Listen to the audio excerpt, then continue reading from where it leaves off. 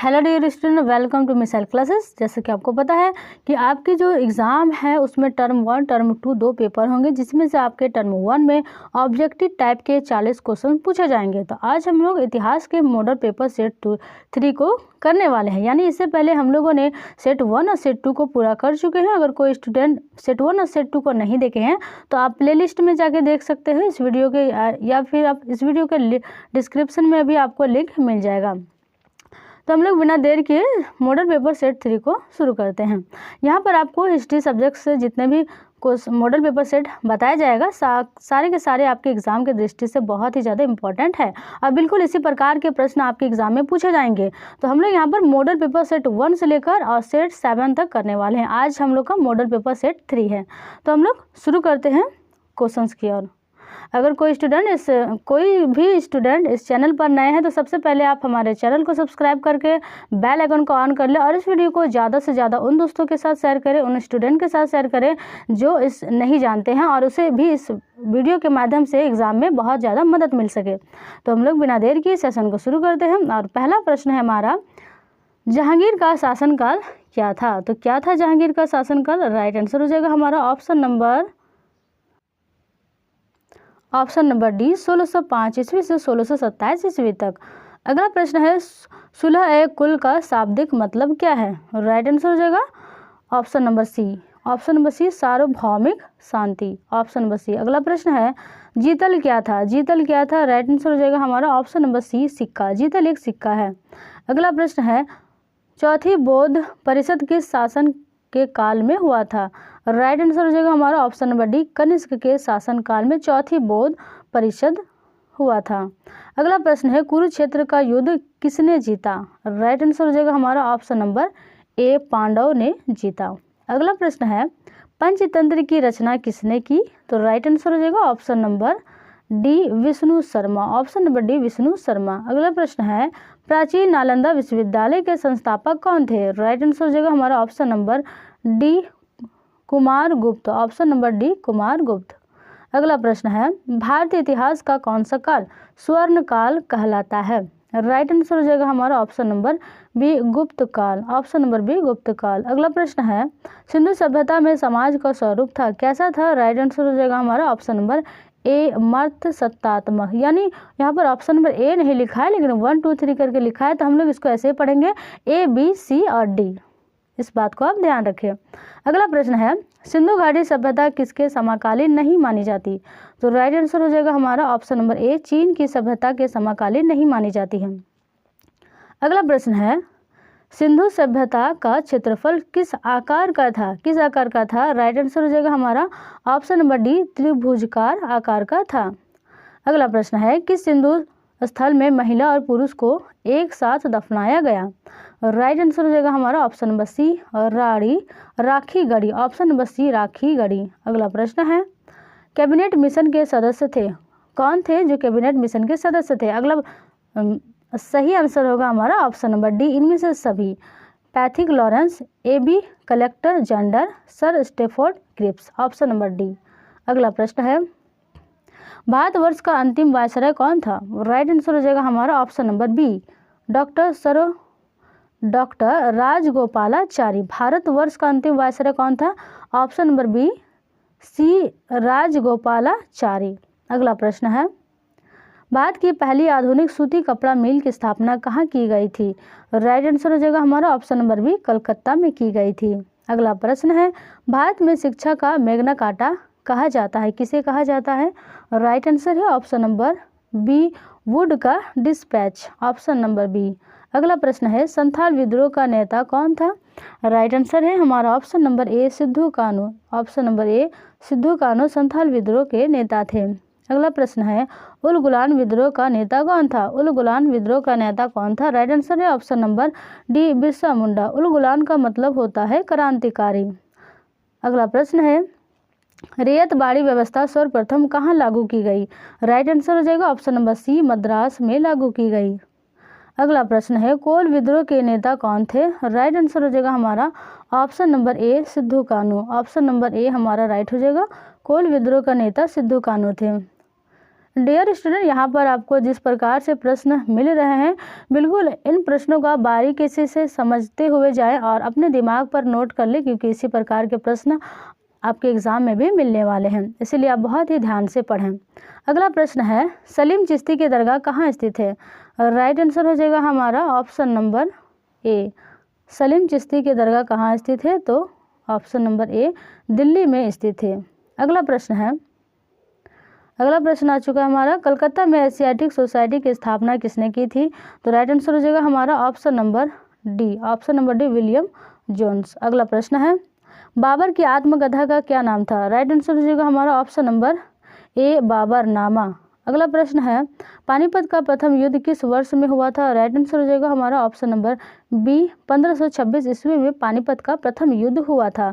अगला प्रश्न है, कौन मुगल बादशाह आलमगीर के नाम से जाना जाता है? राइट आंसर हो जाएगा हमारा ऑप्शन नंबर सी, औरंगजेब को आलमगीर के नाम से भी जाना जाता है। अगला प्रश्न है, बाबर ने भारत के किस भाग पर पहला आक्रमण किया? राइट आंसर हो जाएगा हमारा ऑप्शन नंबर ए, भेरा, खुसाब और चेनाब पर पहला आक्रमण किया। अगला प्रश्न है, बाबर ने बदख्वा कब जीता? तो कब जीता? राइट आंसर हो जाएगा हमारा ऑप्शन नंबर सी, 1520 ईस्वी में जीता। अगला प्रश्न है, पानीपत की प्रथम लड़ाई कब हुई? राइट आंसर हो जाएगा ऑप्शन नंबर सी, 1526 ईस्वी में पानीपत की प्रथम लड़ाई हुई। अगला प्रश्न है, पानीपत के युद्ध में बाबर ने किस रणकौशल का प्रदर्शन किया था? राइट आंसर हो जाएगा हमारा ऑप्शन नंबर सी, तुलगामा। अगला प्रश्न है, काशी में किस प्रसिद्ध संत का जन्म हुआ? यानी काशी में कौन से संत का जन्म हुआ? राइट आंसर हो जाएगा हमारा ऑप्शन नंबर बी, कबीर का जन्म काशी में हुआ है। अगला प्रश्न है, संत कबीर का जन्म कहाँ हुआ? तो राइट आंसर हो जाएगा हमारा ऑप्शन नंबर बी, वाराणसी में ही काशी स्थित है। Option number B. अगला प्रश्न है, पद्मिनी किस राज्य की रानी थी? राइट आंसर हो जाएगा हमारा ऑप्शन नंबर सी, मेवाड़ की रानी थी। अगला प्रश्न है, चित्तौड़ के विजय स्तंभ का निर्माण किसने करवाया था? राइट आंसर हो जाएगा हमारा ऑप्शन नंबर ए, राणा कुंभा ने करवाया था। ऑप्शन नंबर ए राइट हो जाएगा। अगला प्रश्न है, आलाई दरवाजा का निर्माण किसने करवाया था? अलाई दरवाजे का निर्माण करता कौन है? राइट आंसर हो जाएगा हमारा option number D, Alauddin Khilji. Option number D, Alauddin Khilji. अगला प्रश्न है, प्रथम बौद्ध संगीति का आयोजन कहाँ हुआ था?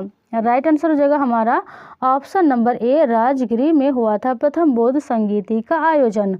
अगला प्रश्न है, द्वितीय बौद्ध संगीति का आयोजन कहाँ हुआ था? राइट आंसर हो जाएगा हमारा ऑप्शन नंबर सी, वैशाली में। द्वितीय बौद्ध संगीति ऑप्शन नंबर सी, वैशाली में हुआ था। अगला प्रश्न है, चतुर्थ बौद्ध संगीति का आयोजन कहाँ हुआ था? राइट आंसर हो जाएगा हमारा ऑप्शन नंबर बी, श्रीनगर में हुआ था। अगला प्रश्न है, ऋग्वैदिक आर्यों के युद्ध देवता कौन थे? ऋग्वैदिक आर्यों के युद्ध देवता कौन थे? राइट आंसर हो जाएगा हमारा ऑप्शन नंबर ए, इंद्र या पुरंदर। अगला प्रश्न है, अर्थशास्त्र में कितने प्रकार के विवाह का उल्लेख है? राइट आंसर हो जाएगा ऑप्शन नंबर सी, 8 प्रकार के विवाह का उल्लेख है। अगला प्रश्न है, नालंदा विश्वविद्यालय के छात्र थे? राइट आंसर हो जाएगा हमारा ऑप्शन नंबर बी, हैंडसोंग। Option number B. अगला प्रश्न है, सिंधु घाटी सभ्यता में विशाल स्नानागार के अवशेष कहाँ से प्राप्त हुए? राइट आंसर है हमारा ऑप्शन नंबर बी, मोहनजोदड़ो से प्राप्त हुए। अगला प्रश्न है, सिंधु घाटी सभ्यता की जुड़वा राजधानी थी? कौन थी जुड़वा राजधानी? राइट आंसर हो जाएगा हमारा ऑप्शन नंबर सी, हड़प्पा और Lothal. Option number C, Harappa और लोथल।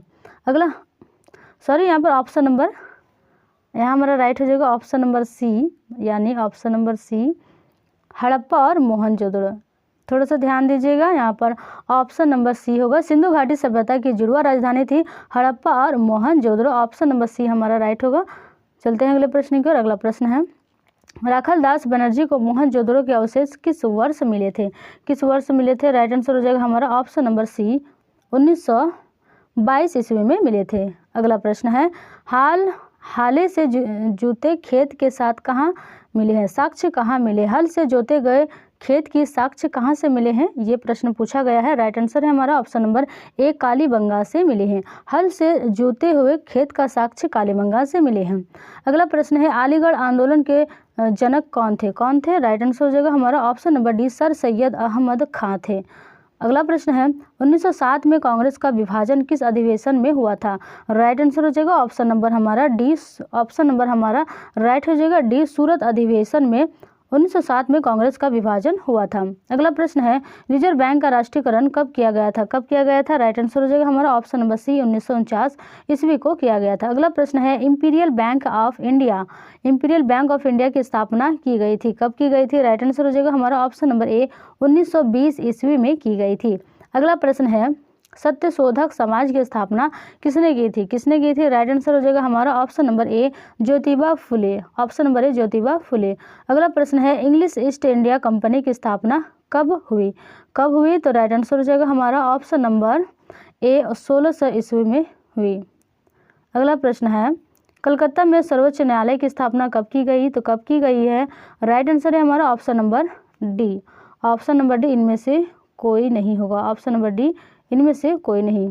अगला प्रश्न है, पुर्तगालियों ने गोवा में किस वर्ष अपना व्यापार केंद्र स्थापित किया था? कब किया था? राइट आंसर हो जाएगा हमारा ऑप्शन नंबर ए, 1510 ईस्वी में। अगला प्रश्न है, भारत के अंतिम मुगल शासक कौन था? तो राइट आंसर हो जाएगा हमारा option number D, Bahadur Shah Zafar Bharat के अंतिम मुगल शासक थे। अगला प्रश्न है, जजिया किसने लिया था? यानी जजिया जो टैक्स है वो किसने लिया था? राइट आंसर है ऑप्शन नंबर हमारा डी, जिमियो से लिया था। जजिया किससे लिया जाता है? प्रश्न ये है कि जजिया किससे लिया जाता था? तो राइट आंसर हो जाएगा ऑप्शन नंबर डी, जिमियो से लिया जाता था। अगला प्रश्न है, 2.5 दिन का झोपड़ा क्या था? 2.5 दिन का झोपड़ा क्या था? राइट आंसर है ऑप्शन नंबर सी, एक मस्जिद था। अगला प्रश्न है, किस शासक को लाख बख्श की उपाधि से विभूत किया गया है? यानी किसे लाख बख्श कहा जाता था? राइट आंसर हो जाएगा हमारा option number B, Qutubuddin Aibak को लाख बख्श के नाम से भी जाना जाता था। लाख बख्श का मतलब होता है वो दान करने वाला, लाखों का दान करने वाला। खानवा का युद्ध कब हुआ? राइट आंसर हो जाएगा हमारा ऑप्शन नंबर बी, खानवा का युद्ध कब हुआ? तो 1527 ईस्वी में खानवा का युद्ध हुआ। अगला प्रश्न है, बीजक में किसका उपदेश संग्रहित है? राइट आंसर हो जाएगा हमारा ऑप्शन नंबर ए, कबीर का उपदेश कहाँ संग्रहित है? तो बीजक में। अगला प्रश्न है, खालसा पंथ की स्थापना किसने की थी? राइट आंसर हो जाएगा हमारा ऑप्शन नंबर सी, गुरु गोविंद सिंह ने खालसा पंथ की स्थापना की थी। अगला प्रश्न है, कैप्टन हॉकिंस किस मुगल शासक दरबार में आया था? राइट आंसर हो जाएगा हमारा ऑप्शन नंबर बी, जहांगीर के दरबार में आया था। अगला प्रश्न है, निकोलो कॉन्टी किस शासक के कार्यक्रम में आया था? यानी किसके शासनकाल में आया था? राइट आंसर हो जाएगा हमारा ऑप्शन नंबर ए, देवराय प्रथम। ऑप्शन नंबर ए, देवराय प्रथम। अगला प्रश्न है, मेगास्थनीज किस देश का रहने वाला था? राइट आंसर हो जाएगा हमारा ऑप्शन नंबर ए, यूनान का रहने वाला था मेगास्थनीज। अगला प्रश्न है, वास्को डिगामा कब भारत पहुंचा? कब आया था भारत? राइट आंसर हो जाएगा हमारा ऑप्शन नंबर सी, 17 मार्च 1498 ईस्वी को भारत पहुंचा। अगला प्रश्न है, महावीर जैन को किस नदी के किनारे ज्ञान की प्राप्ति हुई थी? Right answer option number A, Rijupalika नदी। अगला प्रश्न है, दिल्ली से दौलताबाद किस शासक ने राजधानी परिवर्तित की थी? यानी कौन से वो शासक थे जिसने दिल्ली से दौलताबाद अपनी राजधानी परिवर्तित की थी? राइट आंसर हो जाएगा option number B, Mohammad bin Tughlaq. Option number B right हो जाएगा। अगला प्रश्न है, पानीपत का द्वितीय युद्ध कब हुआ था? राइट आंसर हो जाएगा हमारा ऑप्शन नंबर बी, 1565 ईस्वी में। ऑप्शन नंबर बी, 1565 ईस्वी में। अगला प्रश्न है, जीवक ने वैद्य की शिक्षा कहाँ से पाई थी? राइट आंसर हो जाएगा हमारा ऑप्शन नंबर ए, तक्षशिला से पाई थी। अगला प्रश्न है, पशुपति महादेव की मुहर में निम्न में कौन सा जानवर नहीं पाया गया? राइट आंसर हो जाएगा हमारा ऑप्शन नंबर सी, शेर जो है वो पशुपति महादेव की मुहर है जिसमें शेर जानवर नहीं पाया गया है। अगला प्रश्न है, किस स्थान से शतरंज की तरह के खेल के प्रमाण प्राप्त हुए हैं? राइट आंसर हो जाएगा हमारा 95 का ऑप्शन नंबर डी, लोथल से प्राप्त हुए हैं। अगला प्रश्न है, राय बहादुर दयाराम साहनी ने कहाँ उत्खनन करवाया था? कहाँ करवाया था? राइट आंसर हो जाएगा हमारा ऑप्शन नंबर बी, हड़प्पा में उत्खनन करवाया था। ऑप्शन नंबर बी राइट हो जाएगा। अगला प्रश्न है, मोहनजोदड़ो की खोज 1922 ईस्वी में किसने की थी? किसने की थी? राइट आंसर हो जाएगा 97 का ऑप्शन नंबर बी, राखल दास बनर्जी ने की थी। अगला प्रश्न है, होम रूल लीग की स्थापना की थी? किसने किया था होम रूल लीग की स्थापना? राइट आंसर हो जाएगा हमारा ऑप्शन नंबर डी, उपयुक्त सभी। 1 मिनट थोड़ा सा रुक जाइए। इस प्रश्न का राइट आंसर हो जाएगा हमारा ऑप्शन नंबर डी, उपयुक्त सभी। यानी श्रीमती एनी बेसेंट ने किया था होम रूल लीग की स्थापना, बाल गंगाधर तिलक ने भी किया था और एस सुब्रमण्य अय्यर ने भी किया था। अलग अलग स्थानों पर होम रूल लीग की स्थापना की गई थी। ऑप्शन नंबर डी हमारा राइट हो जाएगा। तो डियर स्टूडेंट, हम लोगों ने यहाँ पर 90+ क्वेश्चंस को कर चुके हैं और नेक्स्ट वीडियो में हम लोग जो सेट नंबर 4 है उसको लेकर आने वाले हैं। इसके तब तक के लिए आप इस वीडियो को और सेट 1 और सेट 2 को जो मॉडल पेपर आपको दिया गया है उस वीडियो को ज़्यादा से ज़्यादा अपने दोस्तों के साथ शेयर करें। आज के लिए इतना ही, मिलते हैं हम लोग नेक्स्ट वीडियो में।